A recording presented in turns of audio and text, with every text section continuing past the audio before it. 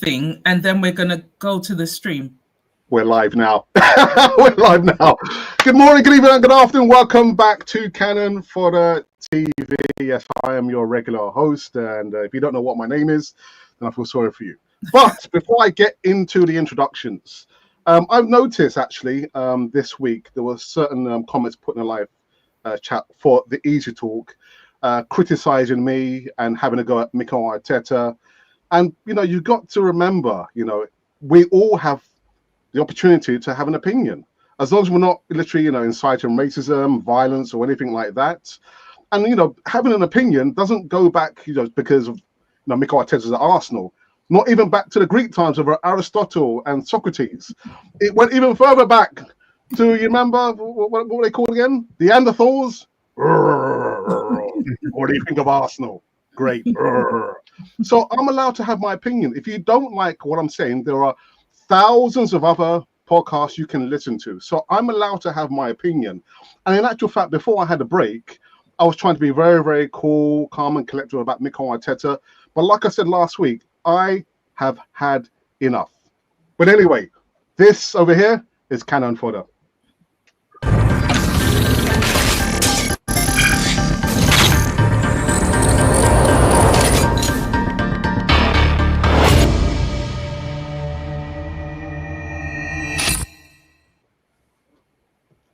Oh, I love that intro. I love that intro.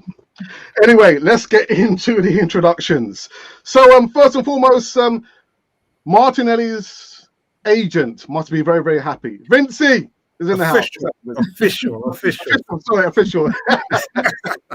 Very happy. I'm just pleased for the guy. You know, he's fulfilling his dream. He's a servant to the club, and he's been able to have somebody who's prepared to recognise his movement on the pitch and deliver balls. And he's enjoying a nice period, and long may it continue. And I don't expect too much from him because I know what he can do. He just needs to be put into the positions, really. So yeah, absolutely well said. Brother Prosper, just around the corner in remind me where you are. I forgot. Africa. Malawi. I'm in Malawi. I'm not at the village. I'm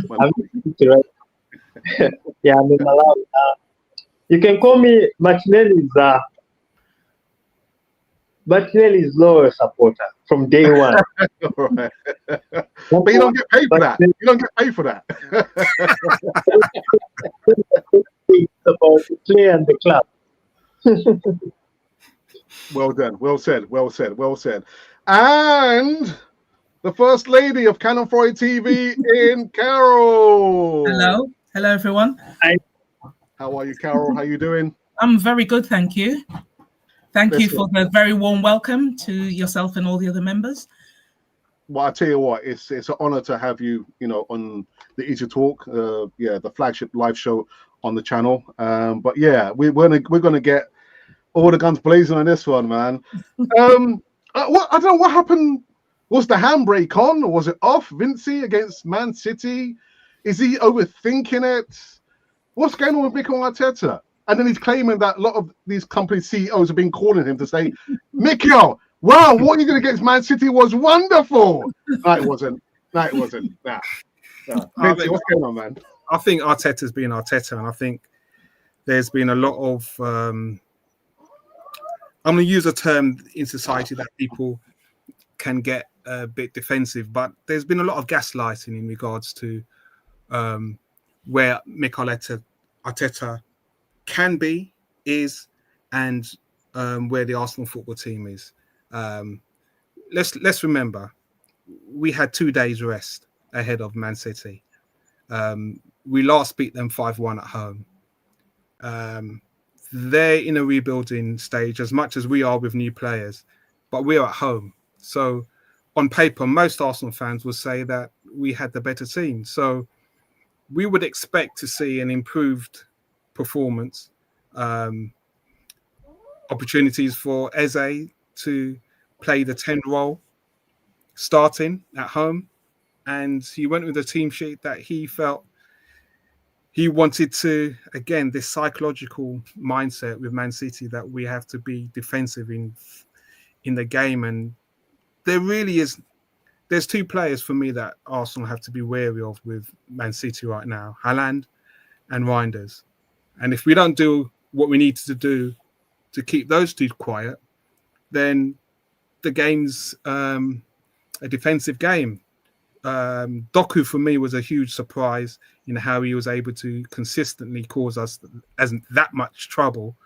But we just have that handbrake on when we play these big teams. There's players in the squad who have shown in the second half that they're able to play a style of football that caused Man City to be under the defensive, and Haaland was taken off. So it's not this mindset that Arsenal fans or fans think that the media is on Arteta and there's a lot of negativity. It's realization that this young squad, they're still young, they're experienced now, can play a style of football that can cause the great Pep's team problems. Let's go out and do it. I said last week, just do it. Just get over the line, game by game. Don't be fearful. Pick the right team. You've got a striker in Glock the guy's proficient. So if you have an Eze on in the team and Odegaard's out and you have Ranieri, you have to make a decision between the two as to who is going to be your number 10 to release Glock so we can get goals. Because for me, if you're going to win the championship, you're having to play a style of football that's going to take the championship away from your contenders, put pressure on them. And whilst we are rebuilding, just like Man City, we seem to be struggling to have a degree of continuity and belief in attacking football until the other team scores or it's the second half. And we shouldn't really be at that stage at home for these games. Before I go to Carol, Vinci, is it a fact that Arteta just doesn't know his best starting 11, doesn't trust the players, or worse still, just doesn't trust in himself?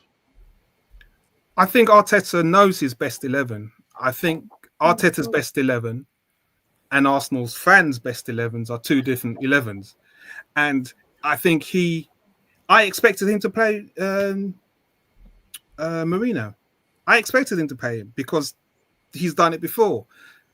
But it's the style of football that you expect. And we saw that we get to a stagnated place. So, I think Arteta I think there's a lot of excuses.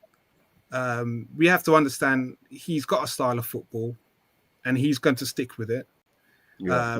When his captain comes back, he will stick with it. And we have to look and see, okay, and bide the time until they get to a standard that is going to be able to be fluent and score the goals that we need for the games to be a comfortable watch for us. Because you stop and you think we're at home and you can have that much possession and it wasn't a comfortable watch. No. And that's the balance that we have. Fans, we want more. Arteta knows what he wants. He knows what he wants, and he will ask players to play a certain style of football in these games. You can clearly see some players like Madueke. He's having an out-of-body experience because he's doing what Saka doesn't do when he's in that position. So Saka doesn't go direct at players. He'll go to a certain 5-10 yards and then hold his line. Madueke, he's using his ability. I'm showing you who I am, and he's stretching teams. And I said midweek, there's only one player in the team, my agent, who probably could keep up the pace with him when they're at top speed. That should be a concern, because if he's making those runs and there's no one else supporting him, he's on an island. Yeah. Carol, who put the handbrake on? I just think it was a very disappointing team selection. I think most people would agree that Man City starting 11 is probably one of the worst City starting 11 since Pep's been the manager at Man City. And like Vinci just said there, we're playing at home. With the team, the squad that we have, I would have really what I expected and what Arteta did are two different things. But he kind of did what I expected. But for me, I just get frustrated because I don't understand why we bought Eze if we're not going to use Eze in his, in the position which best showcases his talents. And, the 23-24 season where, was the peak of the Arteta era so far, we were defensive, but we were also going forward on the front foot and scoring goals. And I'm really not sure with a squad not as good as the squad we have now, with attacking players that we better now than we had then. So I'm really not sure what the problem is. And this kind of preoccupation with, being, I know he's a defender by trade, but this defensive mindset is just kind of killing us because, the game is just so slow, passing sideways, passing backwards. And, we've got a striker, which we've been crying out for, and we're not playing to his strengths either. So balls over the top they're not the way that, Gyökeres is going to score goals for us. Not having Eze on the pitch from, in the starting 11 really killed us, I thought, really. Marino's really not that effective as a midfielder, in my humble opinion. And I just don't understand why he didn't. I mean, I was surprised that he actually made the changes he did at halftime, because he doesn't normally make halftime substitutions. So I was really impressed with that, but actually not impressed because that's the team we should have probably started with in the first place. So yeah. But do you think he's got his favourites as well, hasn't he? Yes, he has. He has got his favourites, and I think one of the reasons why he's not playing Eze in that 10 role is because he wants to keep that warm for when Odegaard comes back, because he knows that Eze will kill that position. If he plays in that position, he will kill it, and then it's going to be really difficult for him to drop Eze in favour of Odegaard, who's been quite ineffective the last I would say even from last season. I think he's been quite ineffective. So I think he has got his favourites, and I think that's one of the reasons why Eze is not being preferred in that role in Odegaard's absence.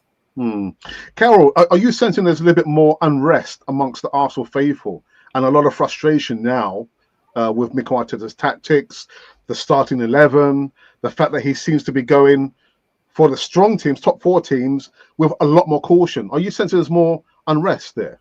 Definitely. I mean, I was, up until this season, I was not an Arteta out at all. But I do feel that with all the resources he's now had at his disposal, no other manager in the Premier League has had as much time as he's had. I do think we have to kind of talk about where he's brought us to, and I think we can't. It's all very well saying, get him out, but I think we need to kind of recognize where he's brought us from. So, from 8th position, he's now made us contenders. But what I feel now, and I think a lot of fans are feeling he can't get us over the line. He's got us as far as he can get us. He's brought us as far as he can. He can't push us forward any further. And so it's probably time to kind of part ways. I think that's where a lot of fans are. Even people that were staunch Arteta fans, I listen to quite a lot of different podcasts, and there is quite a lot of unrest, really. Prosper, I think I know where you're going to come from with this one. Your thoughts on Mikel Arteta and Man City game, man? Am I so predictable?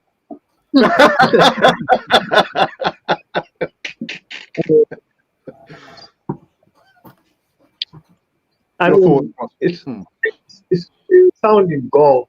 Keep on going over it over and over again.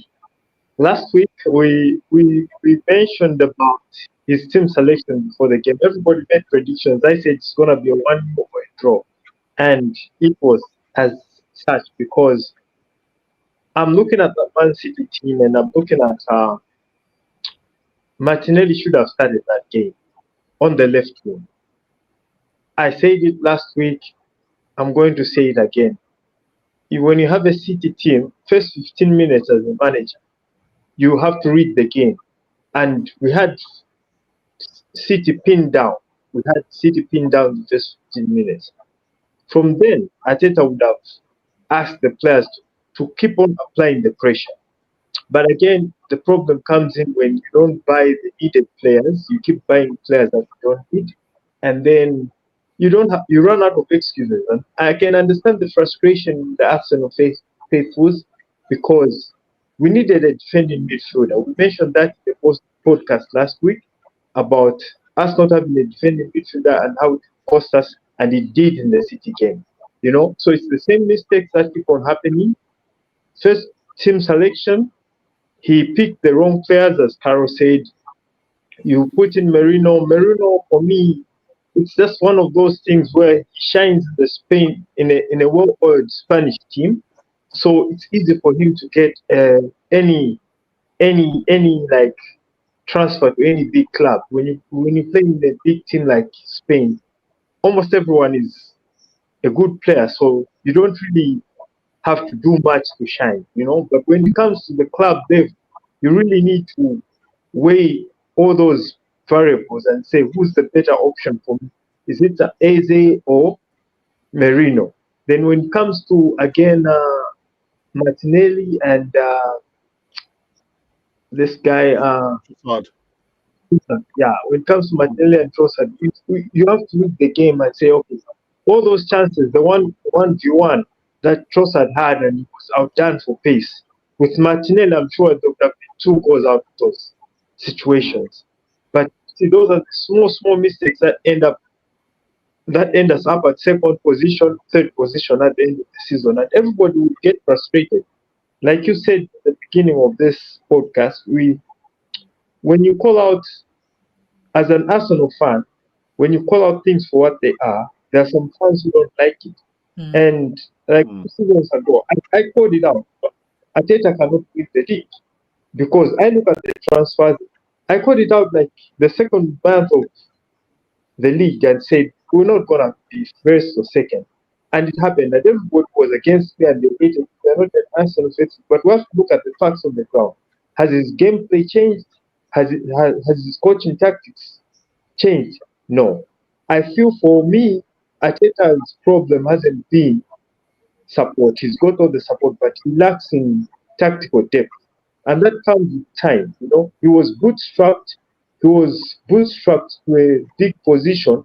He had to grow in the game. He would have gone to a smaller club to learn the dynamics of how to handle players, how to beat the game. He lacks in basics, and that's why it's costing Arsenal big. Because if you look at the money that he's getting, he's like top tier manager, but he hasn't got any trophy to prove with him.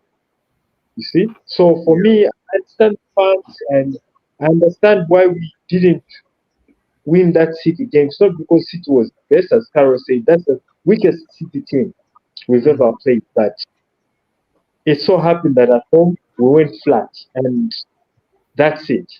So I was speaking to Carol just a couple of days ago about Mikel Arteta. Mikel Arteta doesn't look like a manager who's under pressure. He's not under pressure. He's not going anywhere soon enough. Should he be under pressure? £1 billion spent. All these players are his players. I know, Carol, you said about Eze. Really, was Eze the player that he really wanted?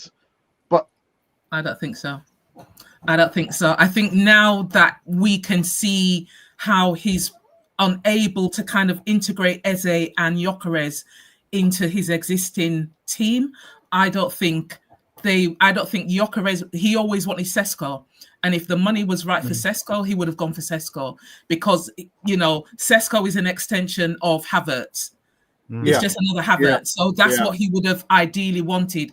I just feel, and like Prosper just said, his lack of managerial experience is now showing because he's unable, his in-game management, I think, is really poor. And also, I think, like you just said there, he's not able to kind of, I don't think he's able to get the best. I mean, I know we're only 5 games in, but I don't think Eze was his signing. Definitely not. I think Berta had a hand in that. And I don't think it was his signing. And if I was Eberechi Eze, I would now wish that I'd gone to Tottenham, because if he'd have gone to Tottenham, he'd have been playing exactly how he was playing at Palace. Yeah, you know. So it's like he doesn't know how to play him, how to get the best out of him. And as I said before, I think it's because he doesn't want to put Odegaard's nose out of joint. Oh my goodness. Vincey, before I go into the live chat, because the live chat has just lit up, do you want to chip in before I go into the live chat? Yeah, I mean, I think Arteta is creating more pressure on himself with the style of football that he's playing, with the players that he has at his disposal. And I think a lot of he's shown for me when he came in that he tactically was able to use Maitland-Niles on players for us to win the FA Cup.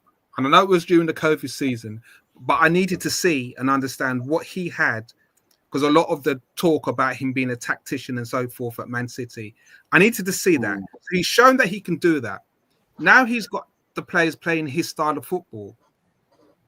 He's not doing those tactical man marking this player. We're just playing the same system and moving the ball across. That doesn't motivate and excite the Arsenal fan base.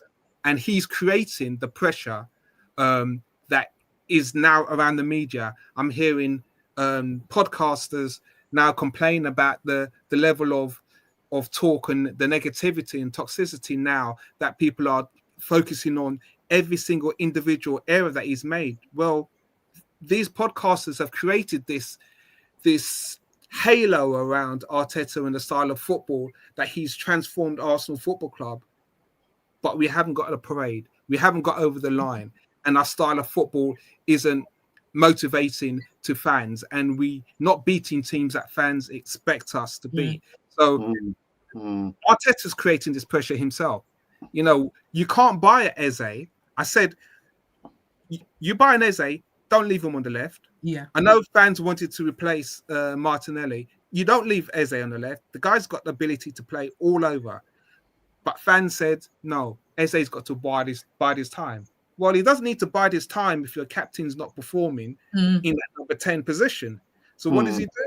He uses Mourinho. Well, Mourinho's been a better player as a striker, as a false nine, than he has been in that midfield position. And when he plays for Spain, he's in that midfield role. So again, it's down to the manager. It's like, okay, I can see what you want, and it can play. We can fall asleep watching it until the ball goes into the back. And we are. It has to go into the back of the net, and you can't. We got to stop making excuses for the ball not going into the back of the net enough for us to win games that we should be winning. Yeah, absolutely. Well said, Vincey. Let me go to a live chat. There's just been so many comments, man. Oh, my goodness. English Conversation Club says, but Arteta has some kind of confidence problem, I think. I'm saying nothing. Welcome, Carol, they say as well. Thank you. We need a manager, not a politician, says Gunnar Galactico. We don't need, well, do we need a politician? Anyway, I don't know, man. I don't know. He wants to be Pep so bad, but there's only one Pep. Where do we draw the line with Mikel Arteta? You know, I heard this debate like some 2 seasons ago. Where do we draw the line with Mikel Arteta? Do we give him another season to see if he can do it? Do we give him a season after that? Where do we draw the line with Mikel Arteta? I think this is his last season. I think he's been given as many. I mean, look at someone like Ten Hag. You know, he's won more trophies than Arteta's won, and he's still got the boot. I just think with the amount of resources that he's been given, he's got these are all of his players now. He won that FA Cup with Unai Emery's squad. Okay, these are all of his players now. So there's no excuse, I don't think, you know. And yeah, as I said, I don't think he can get us over the line. From what I've seen so far, I might have gone too early, but I don't see anything really changing from last season, the season before. Yeah, but if not Arteta, who would you prefer? Because we spoke about this, didn't we? Who would you have in that position if not Mikel Arteta? I think Luis Enrique, if he's available. Probably not now, but maybe at the end of this season, perhaps would be. I think he would be maybe a good shout, perhaps. Yeah. Okay. Charles Sharon says, "Well said, Yorkshire Gunner." And Anthony Vincent says, "English. Where do you want the line to be drawn? Arteta will keep us competitive in the Premiership and there or thereabouts in Europe. But like I said, his paymasters, I'm sure, just get us in the Champions League. That generates the income for us. We're happy with that. Yeah, that's I'm not happy with that. That's what they want, and I don't even think they have a problem with the style of football because money talks, and I think if we had a style of football that was attractive and we got close in the domestic cups, we'd all feel better thinking, you know what, it's going to be really close. It's really going to come. But I can't see Arteta getting sacked this year, even if we finish second, third, or fourth in the Premiership, or we get to the quarterfinals of the Champions. I just don't see him getting sacked because he's doing what the owners want. Yeah. Huge money's coming in. Can he win another domestic cup with a style of play that will make you happy? Me, no. Like I said last week, I'm done with Mikel Arteta. If he was to win the Premier League, I'm still done with Mikel Arteta. Can he win another domestic cup, Prosper? Can he win another domestic cup? Football being what it is, he can win it by fluke, but not because of what he's shown us so far. I doubt he can give us anything better. I'm very much against this whole theory where we say when Arteta came in, Arsenal was bad and they picked it up from where Unai wasn't given support. And he left in the middle of the season. So technically, we never finished eighth, But Arteta, given all the support, no other manager as is right now in the Premier League has that. Because from the time Arteta joined Arsenal till date, I think he's the highest spender amongst all managers in the league. And he has nothing to show for it. As Carol said, the team that he won with was a nice team. The players that are carrying him through the lines, the Sakas, the Martinellis, and the Emil Smith Rose he never wanted, and the Nketiahs who took him over the line some seasons back were Unai sports. So if you look at Arteta's achievements, I don't think he's done much. And it all boils down to one point. He doesn't know how to handle players, how to tactically understand players' type of football. He struggled with Emil Smith-Rowe. I look at Eze as a built-up Emil Smith-Rowe, skillful, tactical. Believe me, Arteta is not going to play such a player. Arteta wants robots, and everybody's out there blaming Odegaard. But trust me, Odegaard has reached a point where he doesn't understand what the manager wants of him. That is very gifted, but if the manager has no system, point of play, each team has a player who starts the movement and who carries the game and how they play direct kind of football. If Odegaard was still at Madrid, he would be a totally different player. Give Odegaard to any other powerhouse in Europe, Liverpool, even Man City, he will be a totally different player. But he's reached a point where he's lost confidence in the manager as a captain, and it shows in the pitch. He has nothing to prove. I mean, he's the captain of the national team.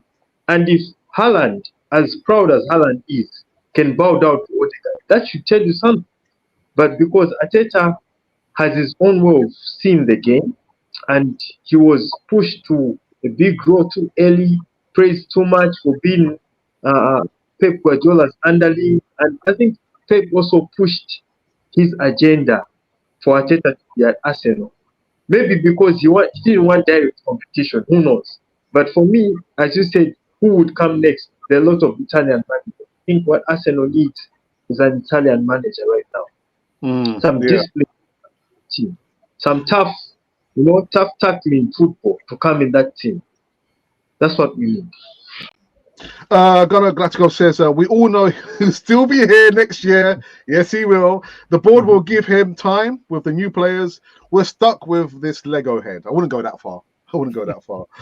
Anyway, no excuses. He wins this year or else out. And here you go. Anthony says a spot on Yorkshire Gooner. Weak mentality spreading to some players and to the fan base. And Charles goes on to say, unrest is partly because of the trophy drought. Time is the biggest villain. The more time passes, the divide between the fans will grow. Again, very reminiscent of the last season. Arsene Wenger, the division amongst the fan base was, to be honest, every manager has this, even Wenger and George Graham. And just one more for the English Conversation Club. He's done great, but he isn't the man. He's lucky to manage still the biggest club in the land. Right, so there was some action. Port Vale, 2-0. Eze scored a goal off the leech, starting. Well, I was actually surprised that we didn't score more goals. Am I being a little bit disingenuous, Carol? Should have been more goals, or are we happy with it? I think so. I think with the attacking threat that we had on the night, you would have thought so. We had who did we have?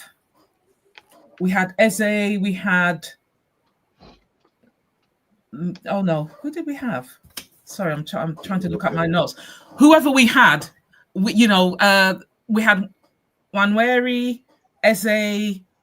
I can't remember now who, but with the attacking threat we had on the pitch, I think we should have definitely.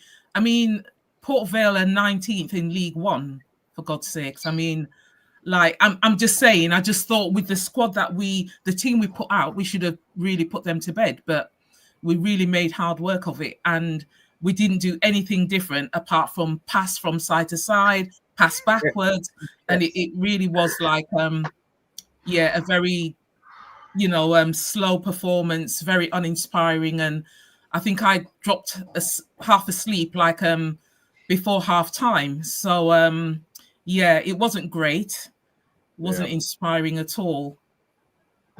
Goodness, I was just thinking, it was very documented that Arsene Wenger wasn't the great coach, and more times than none, he would allow the players just to figure it out themselves, express themselves. Do you think if Mikel Arteta was let these players to figure out themselves and express themselves, do you think they would have probably performed better, Carol? Or do you think it's no? I think definitely, because Eze, as I said, the point of Eze, if you remember him from his Palace days, and that's the reason why we bought him, I thought, he kind of like roams. He's not a robot. He is someone who is creative, and that's what we've been lacking. That's what we've been saying. We've been lacking creative players to break down low blocks. So as far as I was concerned, that's what we bought him for. But when he plays him on the right, he's like a figure. He's like hugging the touchline, and that's not where his strengths lie. So of course, then you don't get the best out of Eze. He then becomes frustrated himself, and the fans are kind of like saying, "Oh well, why do we buy him?" That kind of thing. But he's not playing in his best position. We're not getting the best out of him. And as I said, we're probably being a bit hysterical. It's 5 games in, but actually it's 5 years in, and I think that's what people are now beginning to kind of like lose patience with, to be honest. Vincey, Port Vale, should we not have scored more goals? And again, as Carol says, I saw like the first 20 minutes side to side. I thought, I'm going to bed. I went to bed. I mean, there's two things. I think you've got to give credit to Martinelli and Eze with the movement they were producing. And even with the goal with Skelly, it was a nice passage of play. And I can see that Martinelli's happy with a player who's going to give him the ball with his movement and vice versa. One thing I would credit Arteta for saying, and something that I did watch, is this overplaying.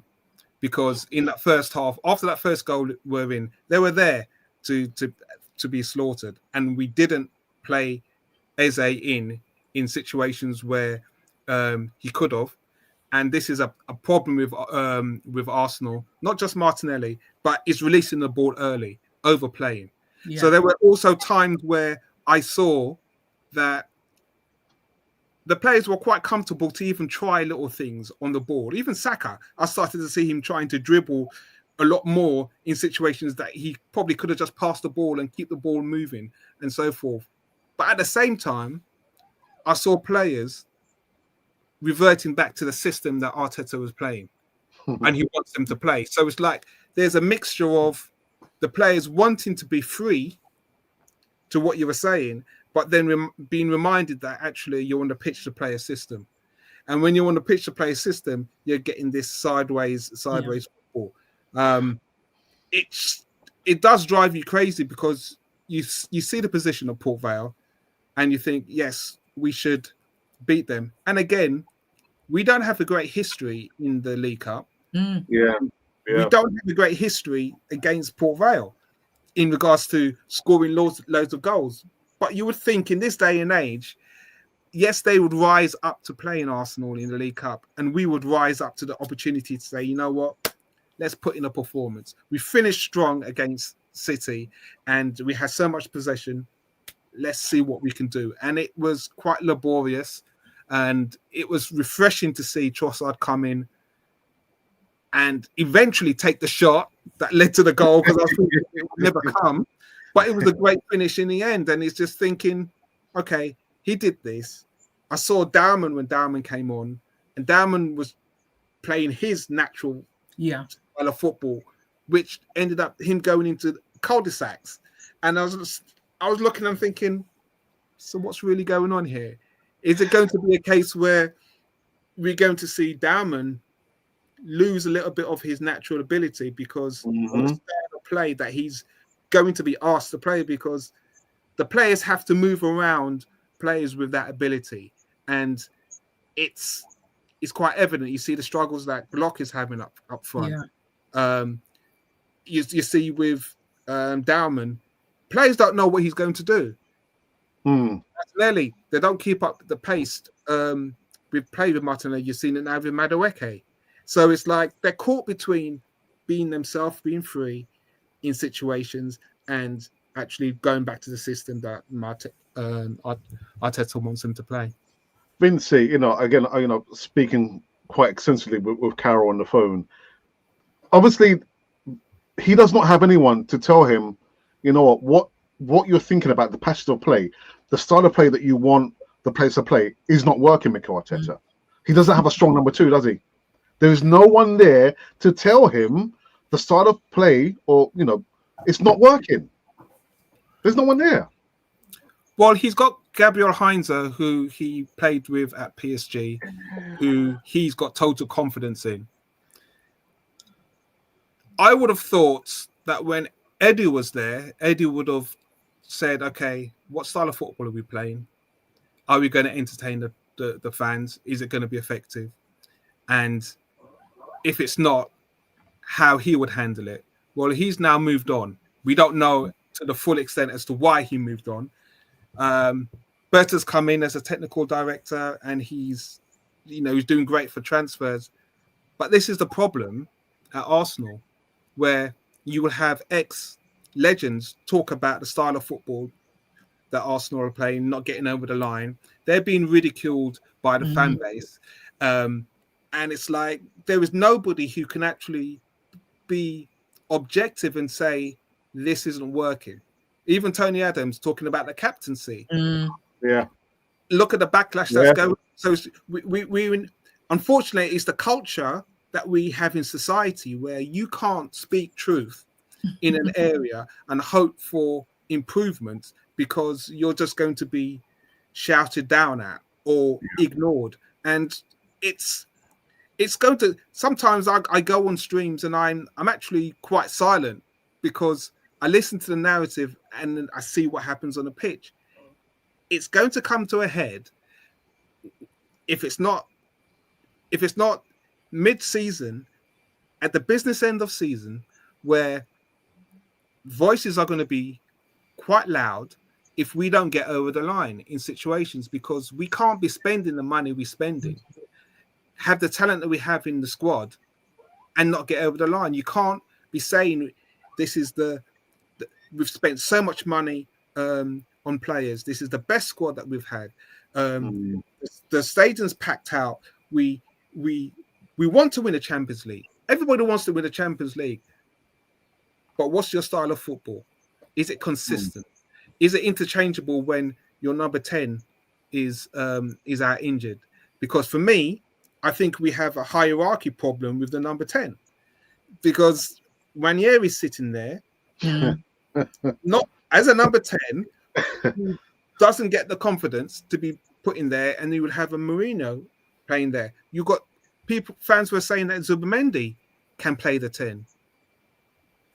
I'm not seeing Zubimendi be in that situation, and I know Norgard's been injured, but I haven't seen Zubimendi's all over the pitch, and he's a very adept in passage of play in playing there. But to be able to get that ball and move it for the players around, with Odegaard out, the only player I'm really seeing is Eze and Ranieri, how he played against Forest. And that, for me, was a refreshing Arsenal performance to see how we played against Forest, because I saw the players do things differently to that we've done before, and it was effective.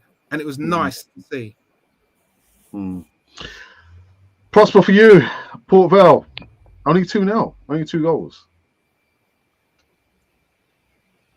Prosper. I think he's frozen. I think he's frozen. Yeah. So I'm going to go into the live chat very, very quickly, and then we're going to take a quick break. I've got my chief moderator in the house, Monty. Thank you, brother. Says, well, go on, Alex, and the Canon 4 TV family. Thank you for that. I see the challenge for Arteta is huge because he doesn't have the buffer of domestic cups to fall on. Oh, yeah, give me 1 second, Prosper. This is not even the subject we're supposed to be having right now. If you look at the gap in between the team rankings, it's not a subject we're supposed to be. Yeah, we can hear you. Keep going. Can you hear me? We can hear you. Keep going. Keep going.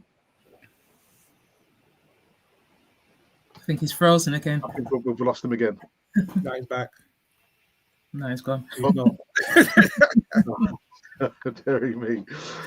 Yeah, anyway. Not to brag, but here in America, fans actually make a difference in forcing coaches fired. The fans that go to the Emirates should hold Arteta responsible and start booing him after games. Carol, what do you think about that? I just think the way to keep, when I remember a couple of years ago, Liverpool fans were having problems. They just stopped going to games, and the best way to hit a club is in the pocket. People stop going to the games, booing them. All right, he's still getting 15 million a season. So, I do think if you start hitting them in the pocket, but one thing I would say, you were saying about under pressure, I actually think that Berta, I really don't think Berta's come here to play.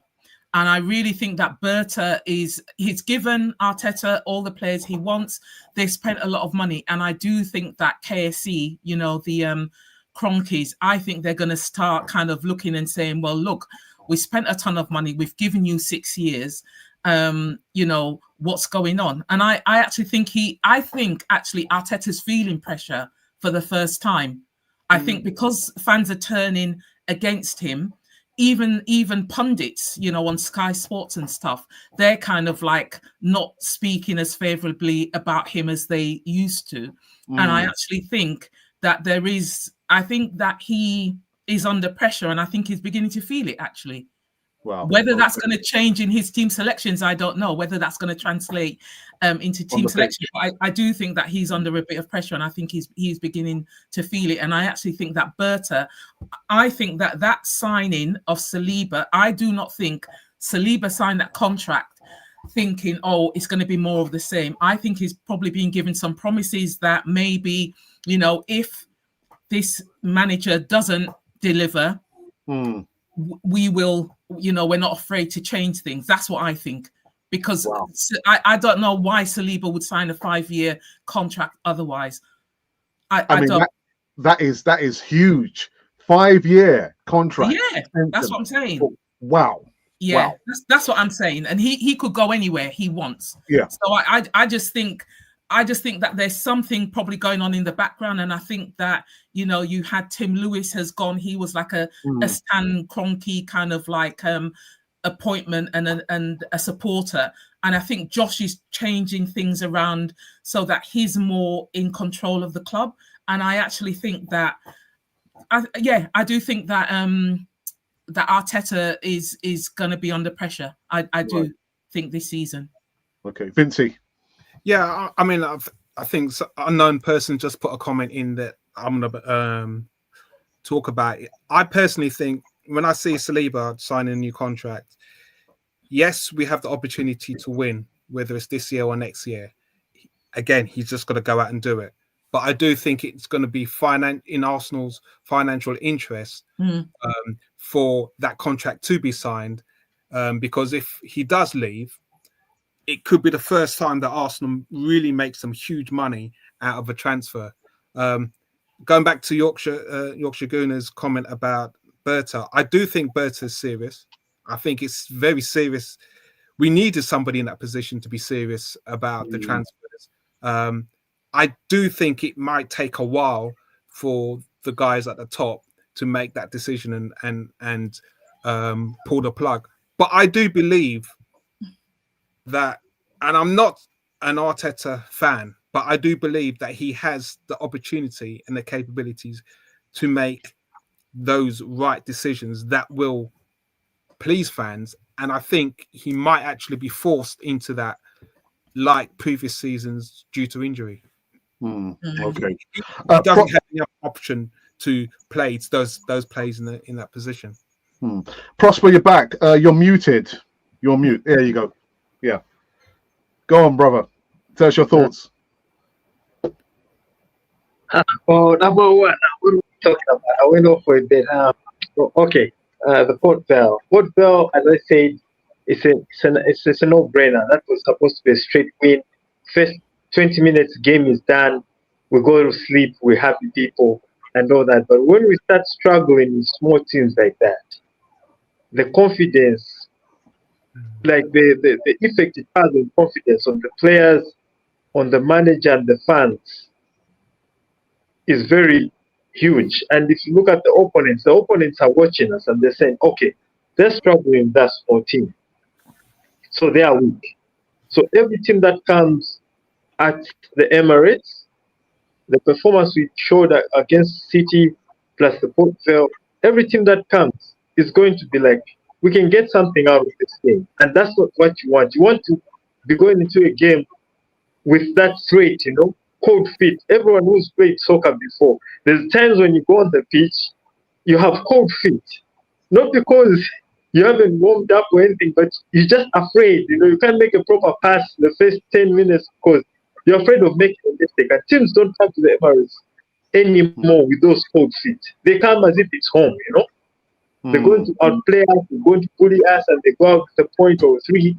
And that's going to be the trend of the season.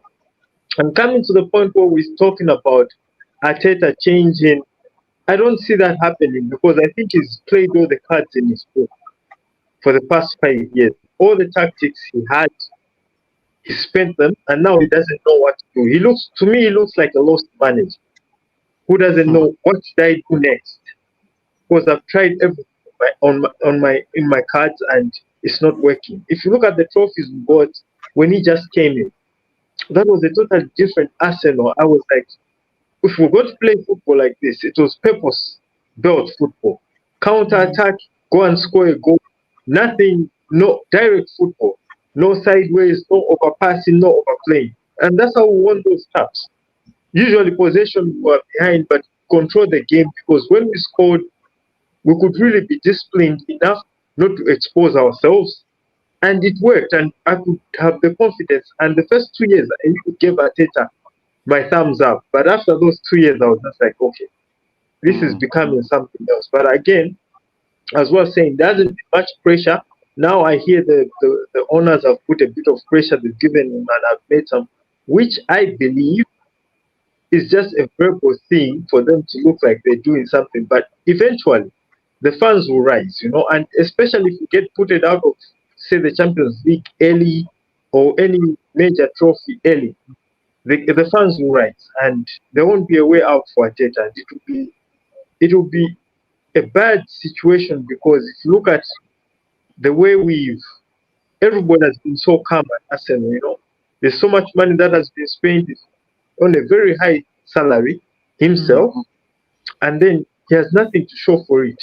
So all that has been building up. Frankly, for me, I lost faith in Arteta 2 seasons ago when he would have won the league. But because of his favorite players and not buying players when he needs them.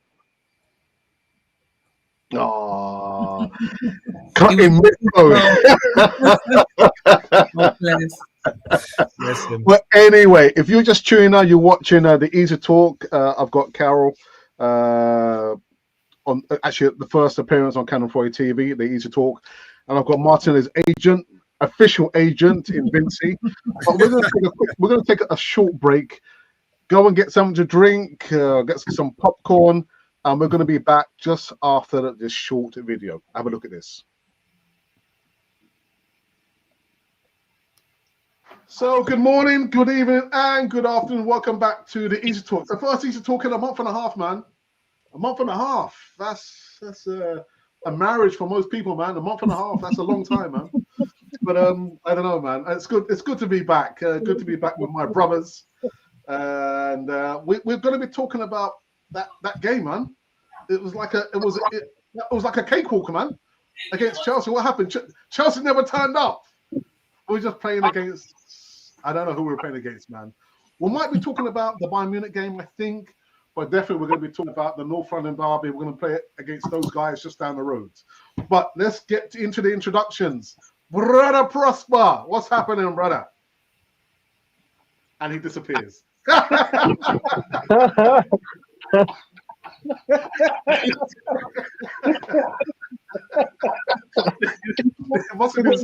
I'm having it. My turn. All right, Ralph, how's it going, man? I'm waiting for my turn to disappear.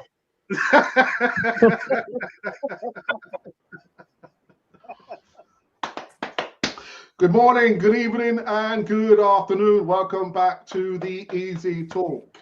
I wasn't here last week. I was out with the missus and I enjoyed it. I didn't want to actually do this one because I wanted to go out, but I can't. I haven't got any money. No money. But anyway, we are here. Hello? Now, there are not many things that kind of rile me up. Actually, there's a lot of things that kind of get my back up. And one of which is this fascination with the numbers, the stats, the statisticians and the numbers and this and that and the other. But, we're going to get and talk about all that and other bits and pieces on this Easy Talk.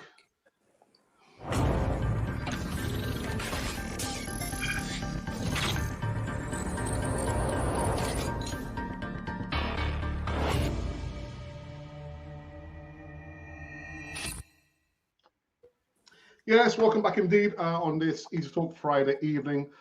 Of course, it's going to vary wherever you are in this lovely world of ours. Actually, lovely sometimes. We've got the enforcement, aka the enforcer, aka Des. Des, good evening. How are you, man? Yeah, I'm good, mate. I'm good. Thank you for having me on with this great panel. We've got someone down the bottom who knows what he's talking about. You've got Alex who knows what he's talking about, and then you've got me. I have no idea. I'm not going to say I know what I'm talking about, but no, it's good to be here. Look at the sophistication down there. Look, I'll stick with my cup of tea. And I'll stick with me Baileys. Anyway. Tony, how have you been? How's the week been? You haven't been on for a few weeks, but how you been, brother? Yeah, no, I'm good, Alex. I'm good. I mean, we've been riding high, haven't we, as a supporting group? And even despite the little mishap in the midweek, I'm still riding high. I'm still quite buoyant in spirit. I'm hopeful that something could potentially happen by the end of the season. So yeah, enjoying the best of. All right, nice one. So let's get all systems go. How can I say this? The numbers, statistics.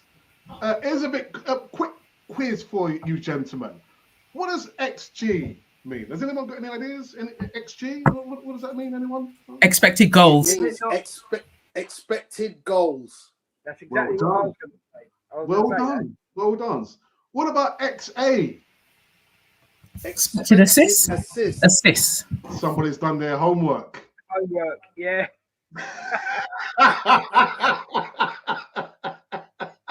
What about XGOT? You're making these up now. I'm not. Goals, something, time. I don't know. Tony? Now you got me there, fella. Expected goals on target. Ah, right. I mean, you can't have a goal that isn't off target. Exactly. Should that not be SOT, as in shots on target? Shots on target, yeah. Well, yeah, it exists. And the last one, my favourite one. Any ideas? IDGAD. No, not a clue, mate, to be honest. I don't give a damn. That's the one. Someone's done his homework. Why do you think he's doing his homework? Oh my lord. He's on fire. Get a fire extinguisher for this man. Tony. Well done, fella. Personally, I don't give a damn.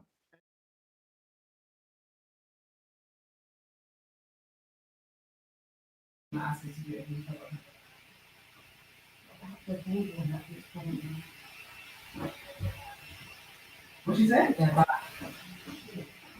Funny.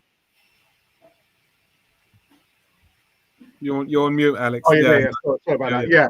So just a little extended break there. I thought I hope you guys actually enjoy those little snippets from the Canon 40 TV archives, but a little bit of laughter there. And we're back live here. Carol, are you with us? Don't high up in the camera. Check your face. Oh, there. What's the story here, I think, in the chat? Oh, right. Okay. So we've lost Prosper. Prosper says he's got some kind of network problem, so I don't think he'll be coming back onto the live stream, which is a real shame. But it's okay. It's all right. Let's go and talk about the last topic. Sunday looks bad to me. Against Newcastle. Again, speaking to Carol, I've got Arsenal to lose away from home up the northeast. Carol, your thoughts about the game on Sunday?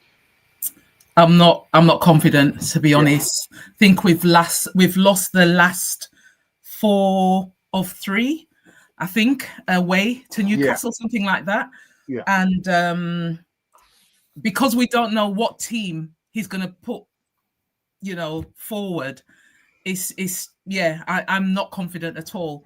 I just think what their midfield of Tonali, Bruno, Guimaraes, and who else? Joe Linton. Joe Linton, and Joe Linton scored in the week in their cup. So I think they're going to be brimming with confidence. I don't think Arsenal scare them. They've beaten us the last couple of times at their place. So I think unless he makes some changes, I think it's either going to be a draw or we're definitely losing that one. Yeah. I think that when we see the starting 11, I think we're going to have an idea where it's going to go, isn't it? Yeah. Vincey, up in the northeast. I think it's going to be a draw. I think it's going to be 1-1 or 0-0. I think we, as Yorkshire's Guna says, we do struggle up at in Newcastle, and I do think with Saka getting the minutes and him playing the way he played against Port Vale, and the fact that Madueke is out, I do think that Arteta will play Saka. In the 10, I do think he'll probably play Eze. And he'll probably I think he'll play Eze. And he'll probably play Martinelli on the left-hand side. The problem is Isaac's not there, which is a problem for Newcastle, and it's great for us because Isaac was running rings around us last season. Yeah, it was. Yeah. Now, what we have to look out for is Elanga. We have to look out for Gordon, and we're going to have to look out for Murphy. They're going to be the runners who are going to be coming that will be causing our defense challenges. I think, again, it's going to be much like what you saw against City in the second half, where I think it's going to be end-to-end in areas because they will attack us because they're at home, and we'll try to find our feet and a style of football that will get a goal. And I think that's, if we get a goal and we're able to get another, the game would be a little bit more comfortable. If we don't, then it's going to be sit back, and they are quite capable of nicking a goal. I mean, Dan Burns is quite good at corners, and we are still susceptible at conceding. So I'm going for a draw. In the grand scheme of things, after 6 games, I predicted a draw. So so I'm not. It's a tough start, and I see the way how Arteta sets up against these teams. So I'm not expecting us to win because we haven't shown a style of football against a team that plays this style, this good, that we can really dominate and score enough goals against. So I'm managing my expectations. I'm just hoping that the likes of Eze is able to bring something that is going to be different to the pattern of play that we're used to in that number 10 if he gets that position. Those are the things that allow me to be encouraged when I see him playing. Otherwise, it's like back in the old days where you just went onto CFAX and saw the final score, and that was, because it's like, okay, we won the game because you know what you're likely to expect. But I do think with Isaac not being there, I think you're going to see a different Newcastle. I think they're going to be quite attacking. And very physical, I think. Yeah. They're always going to be physical, and they're going to show that they're going to try and show that it wasn't a fluke. Them beating us home and away in the Carabao Cup last year, and if Gordon has a day like Doku had for Man City, we could be in trouble. Because Elanga's, again, he's got some pace. They've got pace on the flanks, real pace on the flanks. And that might be the frustration that Arsenal fans might experience when they see the team sheet and they see the Mourinho playing in that position, because to counter that kind of speed. But I'm actually looking forward to that. I'm hoping it's a good game. Yeah. So, Vincent, you reckon that Eze will start, or I would like Eze to start. Yeah.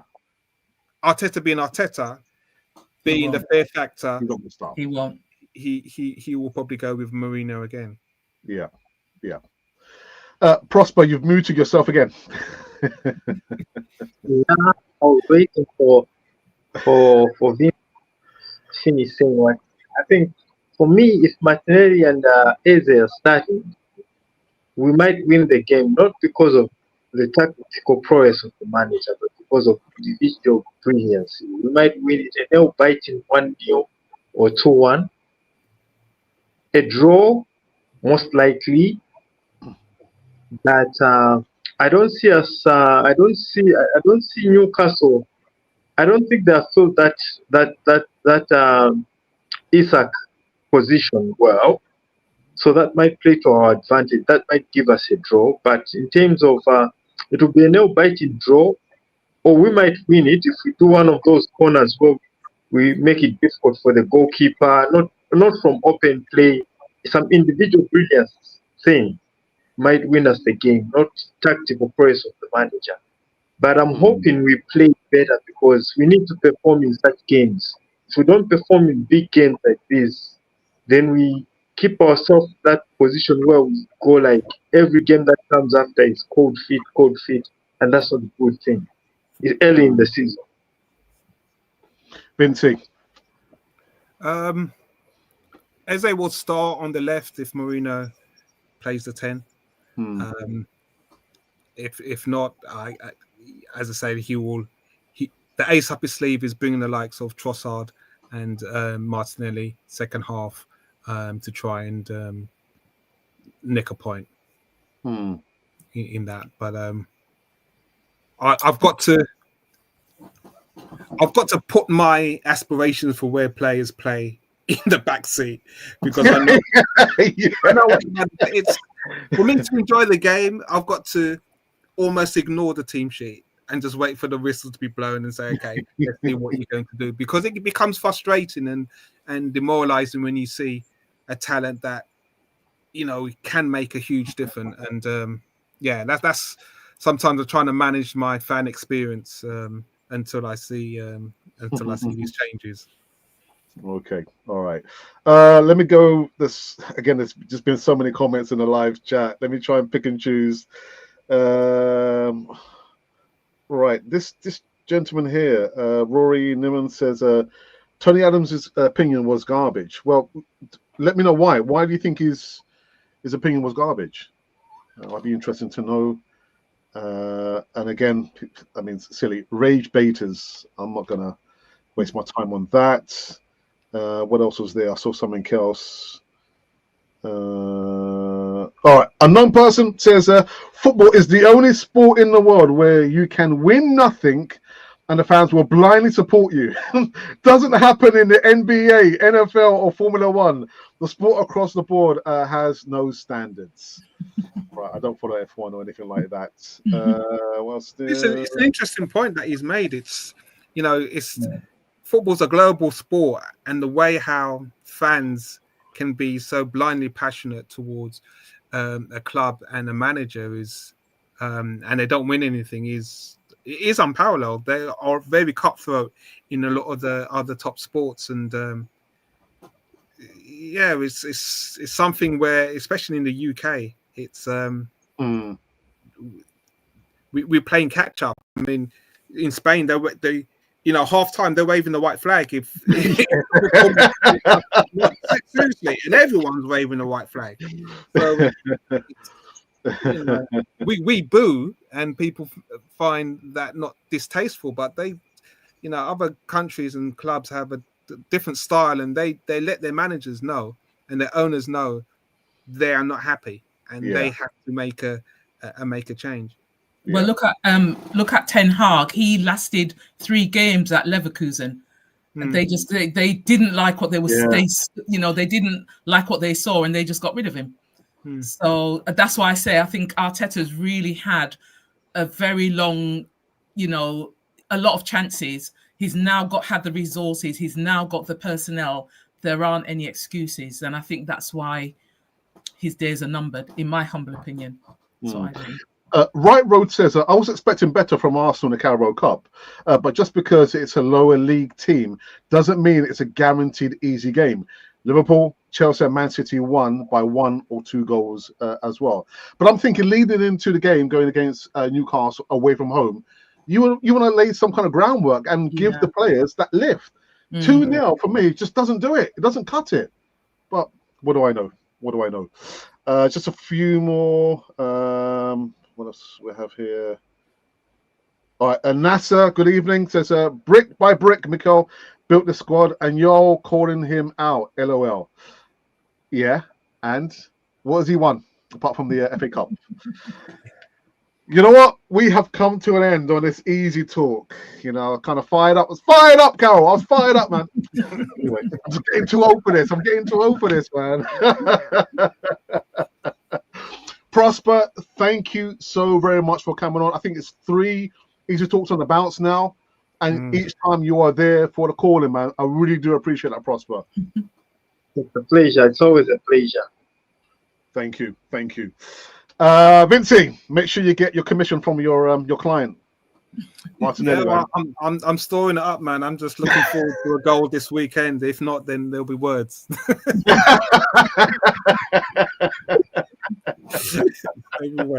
But Vinci, thanks again for coming on the Easy Always, Talk. man. It's a blessing, man. Always a blessing. And last but not least, the first lady of Canon 40 TV, Carol. I really, really do appreciate your time. It's refreshing. I've always tried to, again, just have diversification on the platform. And thank you so very much. I mean, you know more football than me.